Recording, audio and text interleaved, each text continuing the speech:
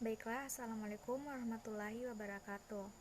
Kembali lagi di channel YouTube aku. Pertama-tama, perkenalkan, nama saya Ismawati dari Prodi Ilmu Pemerintahan Reguler 1 dari kampus Universitas Muhammadiyah Sinjai. Adapun maksud dan tujuan saya di sini yaitu untuk menjelaskan sedikit materi saya, yaitu tentang interaksi sosial yang berkaitan dengan COVID-19. Baiklah teman-teman, pertama-tama kita harus memahami dulu apa itu interaksi sosial. Interaksi sosial adalah hubungan timbal balik antara dua orang atau lebih, dan masing-masing orang terlibat di dalamnya, memainkan peran secara aktif. Selanjutnya yaitu ciri-ciri interaksi sosial.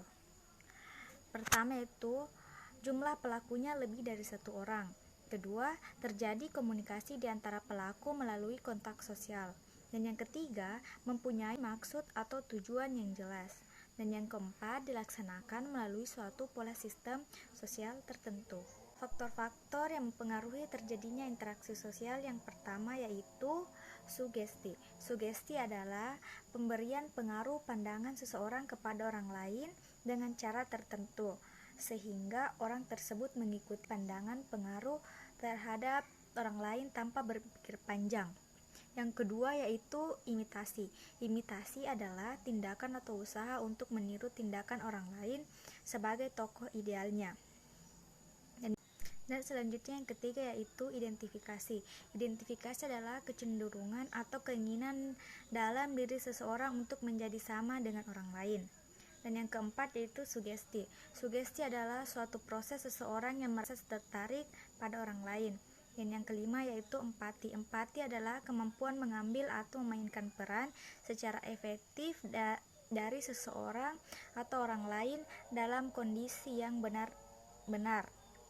Dan yang kelima yaitu motivasi. Motivasi adalah dorongan atau rangsangan, pengaruh atau stimulus yang diberikan seseorang individu kepada individu yang lain sedemikian rupa sehingga orang yang diberikan motivasi tersebut menuruti atau melaksanakan apa yang dimotivasikan secara kritis. Dan selanjutnya yaitu adapun syarat-syarat interaksi sosial. Yang pertama, kontak sosial. Kontak sosial adalah hubungan masing-masing pihak dalam berinteraksi. Orang dengan perorangan, perorangan dengan kelompok, kelompok dengan kelompok. Dan yang kedua yaitu komunikasi. Komunikasi adalah perilaku yang digerakkan oleh fisik, sikap, perasaan yang ingin disampaikan oleh orang lain yang bersangkutan, kemudian memberi reaksi terhadap reaksi oleh orang tersebut. Baiklah teman-teman, setelah tadi saya membahas sedikit tentang interaksi sosial, saya akan menyampaikan contoh interaksi sosial yang berkaitan dengan pandemi. Di media sosial khususnya Twitter, sekarang ini terjadi perdebatan antara kelompok yang menyerukan social distancing dengan lockdown. Social distancing adalah metode pencegahan penyebaran COVID-19 dengan membatasi interaksi sosial individu.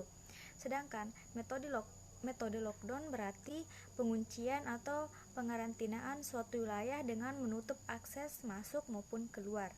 Permasalahan penyebaran virus COVID-19 tidak hanya berkaitan dengan masalah kesehatan. Lebih dari itu, COVID-19 juga merupakan masalah sosial.